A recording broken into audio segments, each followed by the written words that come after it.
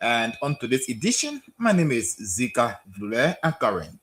Please invite someone to listen along. And as usual, please invite someone to like our page. We are on Facebook and YouTube, Maggie TV, as well as Maggie TV Live.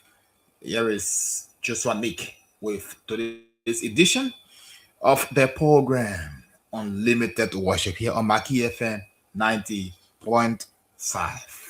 Stay tuned.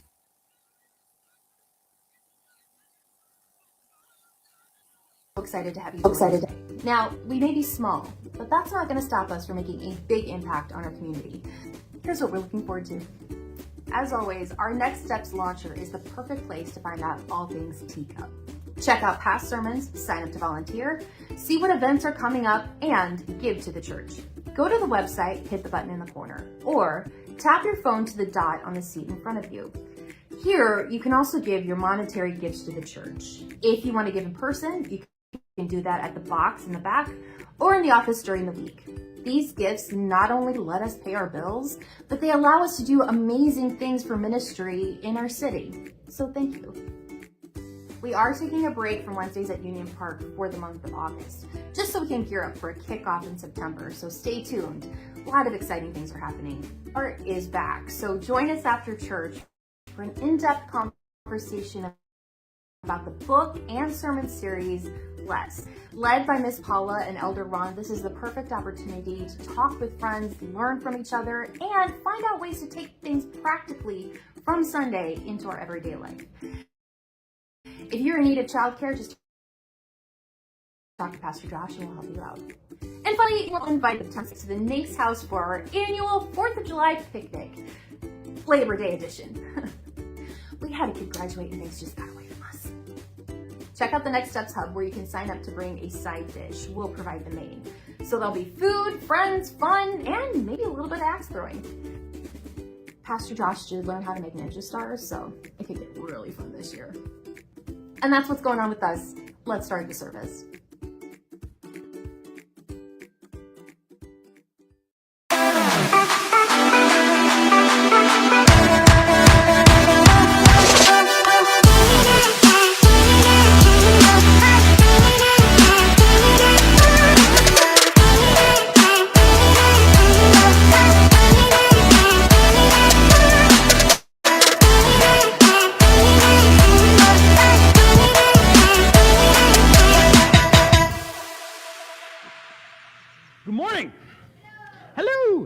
I got a question for you. Have you ever received a meaningful gift that you didn't ask for?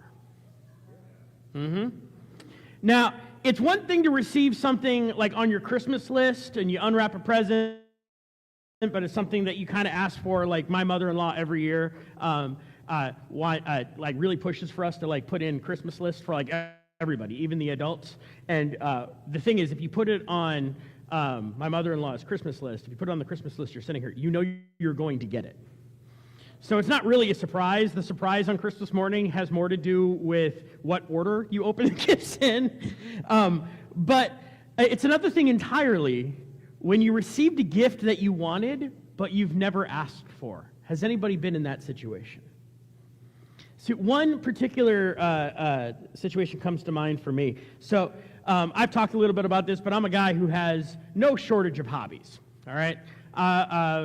Often I have more hobbies than I know what to do with. And one of my hobbies that I had for years was, and I was bad at it, was bonsai.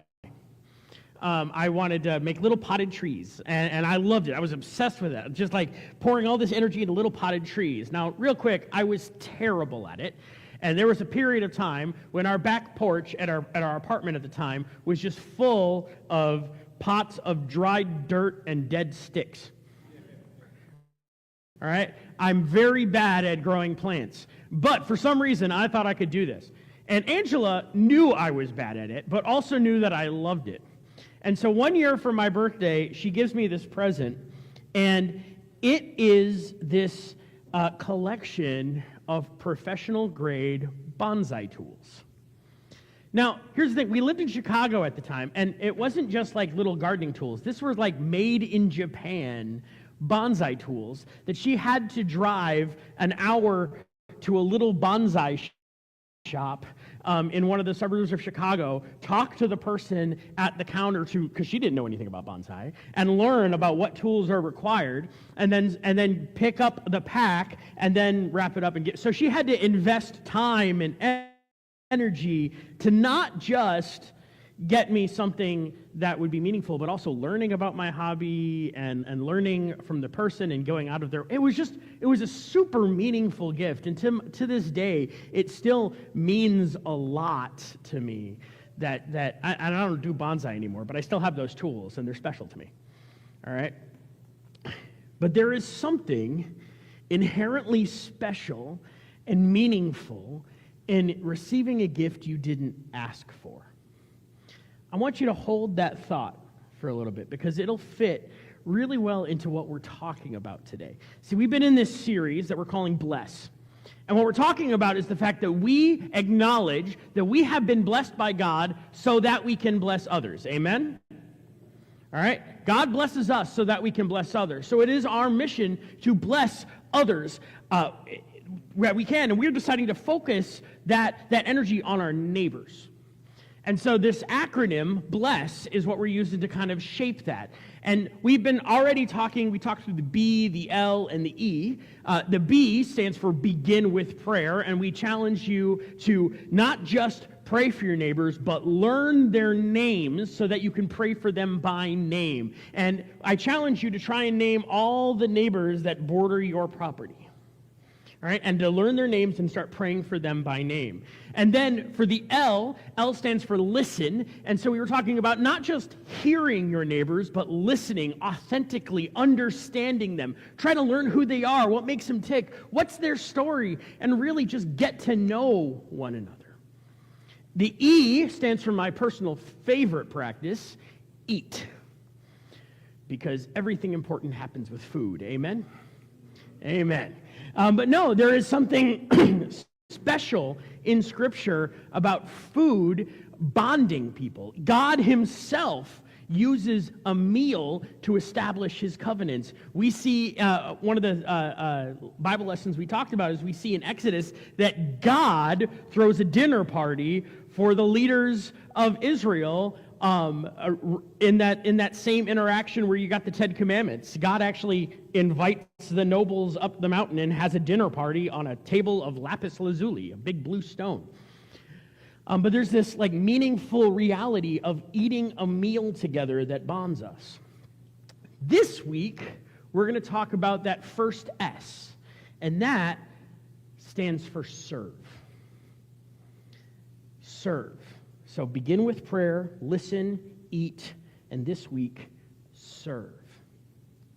Now, this was a particular challenge when I was writing my sermon, not because this is such a hard topic to discuss, but frankly, this is something y'all do really well. In the last few years, I have seen people in this church rise to the challenge of serving over and over and over and over again in so many different ways. Showing up to volunteer at community events, whether they be community events thrown by the neighborhood, or whether they be community events led by other churches. Y'all show up. It's awesome. I have seen volunteers here step up to work on Habitat for Humanity projects in our neighborhood. I have seen people here help strangers move on a whim. I have seen neighbors here raise money for one another. If there is a need placed before you, this little church is mighty at serving. I can confidently say that we are a church that serves. Amen? So today I want to take that a step further, and I want to challenge you to go a little bit beyond that. You see, I see that time and time again, this community continually rises to the occasion when asked. But what about when you're not asked? When a request is made and a need is described, we're generally good at responding to meet that need. However, the kind of service that we're going to be talking about today isn't merely a response to a reaction to a need. It's anticipating the need of our neighbors. So you've been praying for your neighbors. You've been authentically listening to them, trying to understand one another. You've been sharing meals together. Now I am asking you this morning to not just respond when a need is presented, but to be intentional about serving and to anticipate the needs that may exist. Because intentional service costs more. It costs more in awareness, in time, in energy, in resources. It costs more. But the cost of intentional service reveals Jesus. The cost of intentional service reveals Jesus. It reveals the person and identity of who Jesus is and his mission. Now, we have several examples of Jesus responding to needs and petitions with healings and miracles. His very first miracle in the gospel accounts is his own mother coming to him and said, "Hey, we're at this wedding and they ran out of wine. Can you do something about it?" And he turns water into wine. We see the story of healing the paralytic man whose friends actually cut a hole in the roof and lower him down so that they can petition Jesus for healing. We see Jesus feed 5,000 people who all came and gathered to hear him teach, but they didn't have food. And so he responded to the needs as described by his apostles at the time to feed those people. However, to me, one of the most striking acts of service that Jesus does isn't supernatural at all, and it doesn't draw a crowd. And it's when he bends down to wash the disciples' feet. So we're gonna read through that account. It's a bit of a longer passage, so bear with me. But we're gonna be in the book of John for most of the day. All right, John chapter 13 is where this story is, and we're gonna be starting in verse 2. Now, just a little context. All right, this is at the same time as the Last Supper. So we're talking about the night that Jesus was arrested, okay? The night that Jesus was arrested. And at this point that we're stepping into this moment, all the 12 apostles are around the table. All of his friends are there, all right? And Jesus washes their feet. So here we are, verse 2. The evening meal was in progress. And the devil had already prompted Judas, son of Simon Iscariot, to betray Jesus. Jesus knew that the Father had put all things under his power, and that he had come from God and was returning to God. So he got up from the meal, took off his outer clothing, and wrapped a towel around his waist. After that, he poured water into a basin and began to wash his disciples' feet, drying them with the towel that was wrapped around him. He came to Simon Peter, who said to him, "Lord, are you going to wash my feet?" The tone there is indignant. It's like, "You're not going to do this." Jesus replied, "You do not realize now what I am doing, but later you will understand." "No," said Peter, "you shall never wash my feet." Jesus answered, "Unless I wash you, you will have no part with me." And then we see the little switch go off, and Peter's like, oh, I see what's happening. "All right, in that case then, Lord," Peter replied, "not just my feet, but my hands and my head as well. Wash all of me, God." Jesus answered, "Those who have had a bath need only to wash their feet. Their whole body is clean, and you are clean, though not every one of you." We know what he's saying there. For he knew who was going to betray him. And that was why he said not everybody was clean. Verse 12. When he had finished washing their feet, he put on his clothes and returned to his place. "Do you understand what I have done for you?" he asked them. You call me teacher and Lord, and rightly so, for that is what I am. Now that I, your Lord and teacher, have washed your feet, you also should wash one another's feet. I have set you an example that you should do as I have done for you. Very truly I tell you. And by the way, again, anytime you see very truly I tell you, or truly, truly I tell you, or hey, heads up, this is Jesus going, listen to this next part. What I'm about to say is super important. Very truly I tell you, no servant is greater than his master, nor is a messenger greater than the one who sent him. Now that you know these things, you will be blessed if you do them. Now, why does he say that last part? Because he's the master. He's the master. Remember, this whole thing started with Jesus knew his authority. He knew that he came from God and that he was going to God. He had all the authority, all the power, all the station one can have. And so he served and washed their feet. And then he ends this with that line, truly, truly, I tell you, heads up, listen up, this is what I'm saying. Remember this part. No servant is greater than his master. You, 12 apostles, who I'm washing your feet, are no greater than me, and I am washing your feet. So don't think of yourself too highly, is what he's saying. Humility. Now, a little bit of details about this. Washing the feet is an odd context today. But at the time that we're talking first century Judea, you're talking about feet as the main source of transportation. Yeah, they had horses and donkeys and stuff, but only, first of all, with horses, only the richest of the rich would have access to a horse. You're talking like the kings and the governors would ride horses. And donkeys were mainly pack animals. It's much more valuable to hold stuff on a donkey. So most of the people are walking or riding on wagons pulled by donkeys. All right, but so they're walking, and they're walking in sandals. And if you've ever been to the area around Israel, it's dusty. All right, so you're talking about like dusty, dirty paths, walking around everywhere. Feet are gonna be nasty. Like feet are nasty anyway, but like these feet are gonna be nasty. All right. So this is a thing that was done in social gatherings at the time, is washing feet when you're entering somebody's home and kind of cleaning that stuff off, because you're walking around their home and you're tracking dirt everywhere and stuff.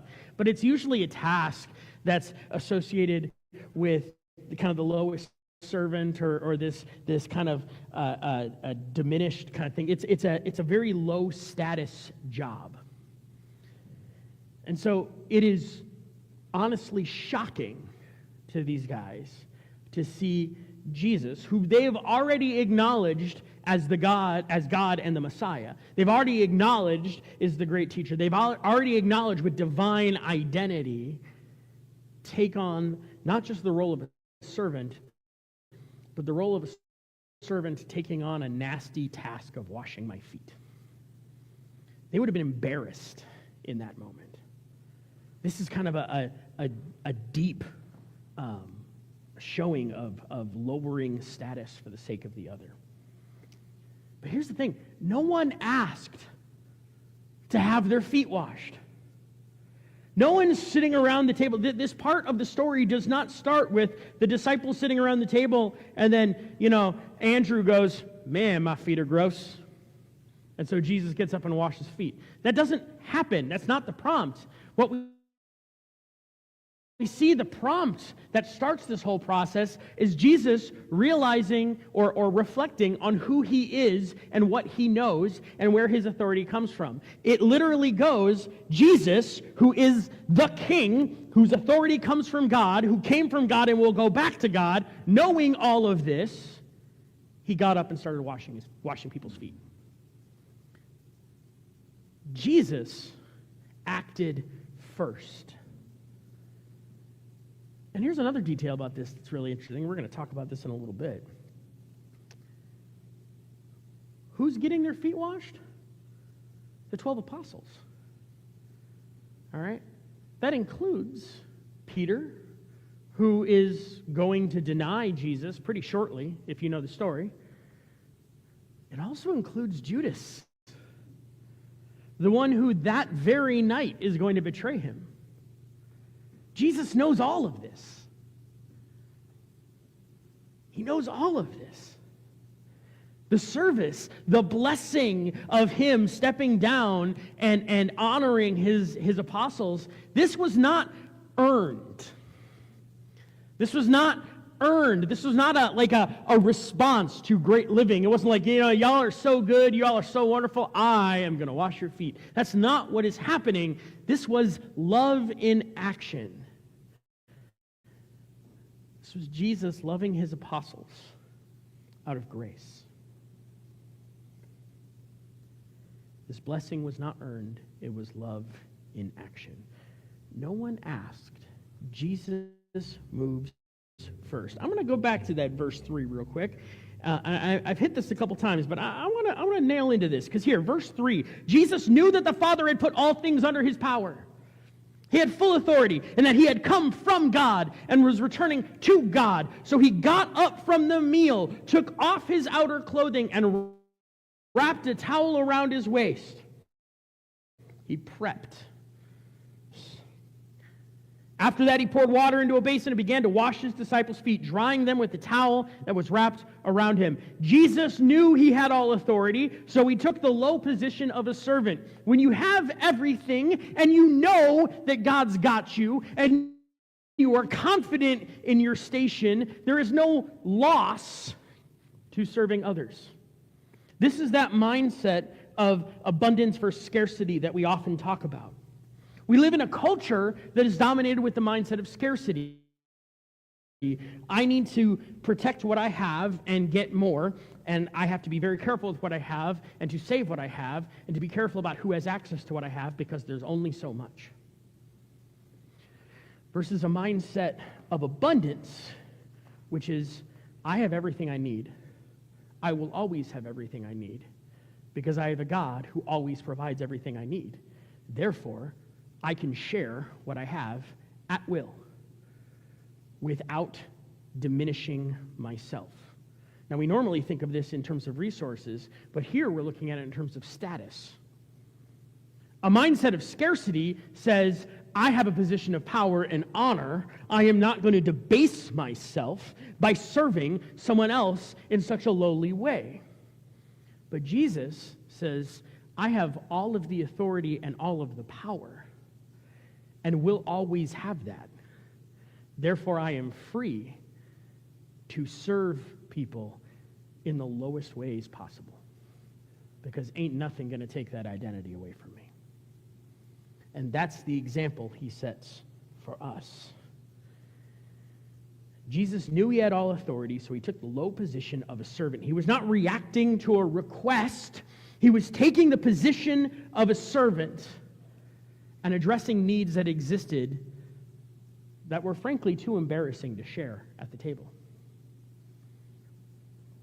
More about this in Philippians 2.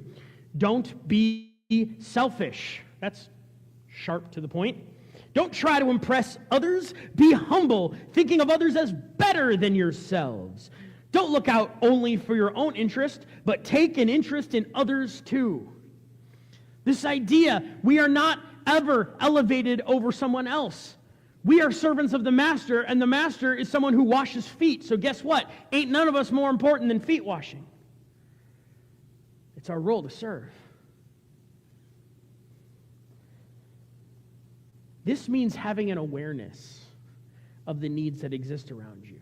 This means anticipating the needs that may exist that are not merely brought to you. It's one thing to respond, but it's another thing entirely to anticipate. Like, for example, let's say your neighbor's trash cans need to be walked back to the curb. I'm guilty of this, by the way. It's not uncommon for you to drive by my house on like a Thursday and see the trash cans out. If you know this neighborhood, you know that they collect trash on Monday, so that's a little weird. All right?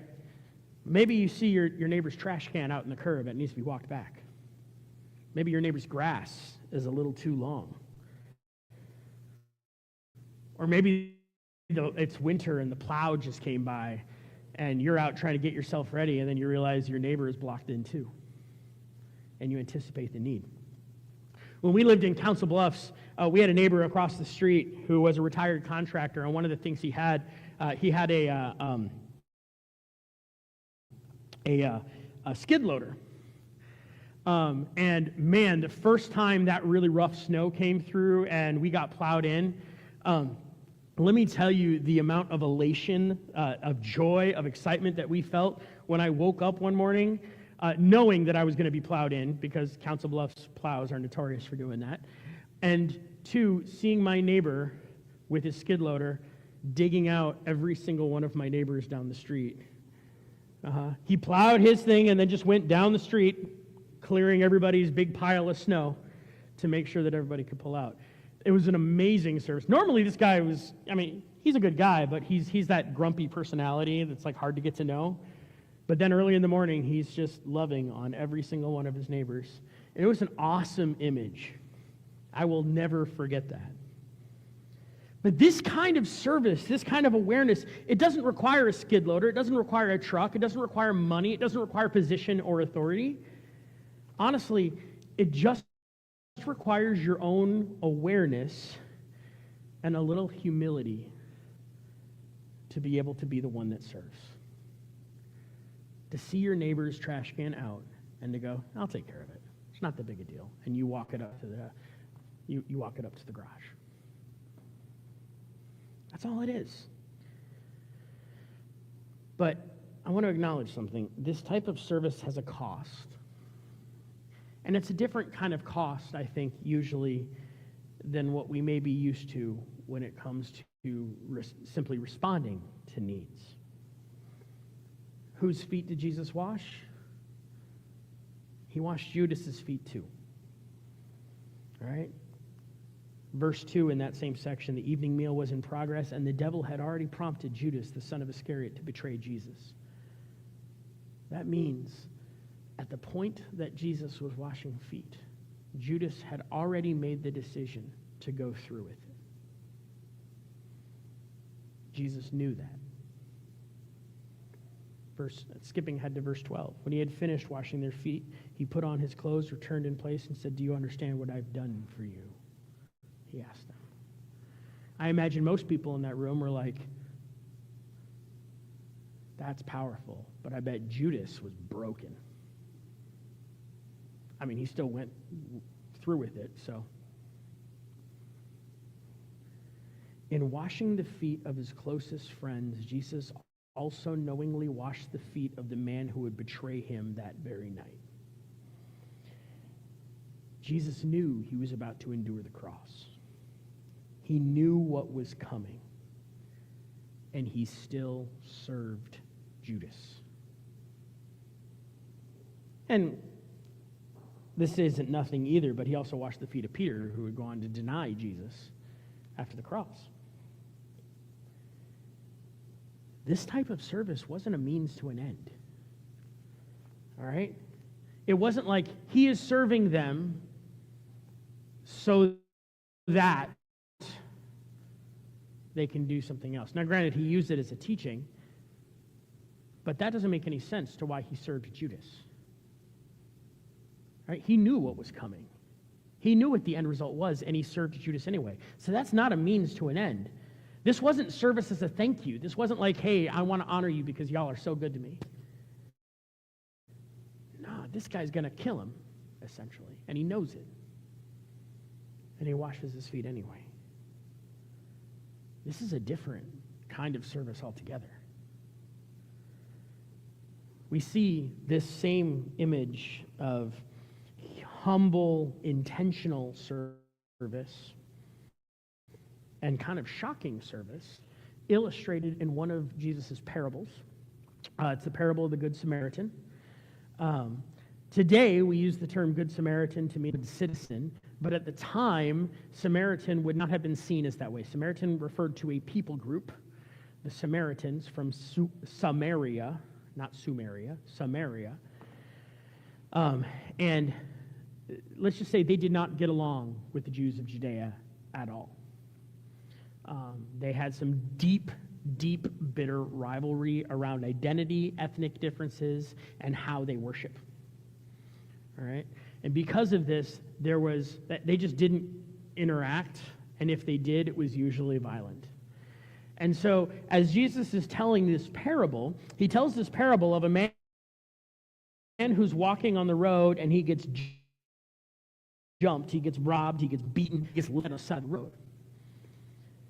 And a priest walks by, sees this man as priest, a holy man. Modern equivalent would be like a pastor who knows the Bible, who teaches the Bible, is a respected cultural religious leader, sees the man in need, dying, and then a temple assistant walks by and does nothing. This would be a respected religious servant. So like the church volunteer leader, a church lady walks by and does nothing. And then we pick it up in verse 33. Then a despised Samaritan came along. And when he saw the man, he felt compassion for him. Going over to him, the Samaritan soothed his wounds with olive oil and wine and bandaged them. Then he put the man on his own donkey, took him to an inn where he took care of him. The next day he handed the innkeeper 2 silver coins, which would have been a lot of money at the time, telling him, take care of this man. If his bill runs into this, I'll pay you the next time I'm here. Now, which of these 3 would you say was a neighbor to the man who attacked the bandits? And he's referring to the priest, the temple assistant, or the despised Samaritan. The person he was talking to, the man replied, the one who showed him mercy. Then Jesus said, yes, now go and do the same. In this parable, the Samaritan had no cultural obligation to help. These were enemies. All right? These were rivals. Intentional with your money to understand all power, and yet goes to the cross on our behalf. You're displaying the very central quality of the gospel every single time that you are intentionally serving others on Jesus. The cost of intentional service reveals the identity of Jesus. So I got a challenge for you.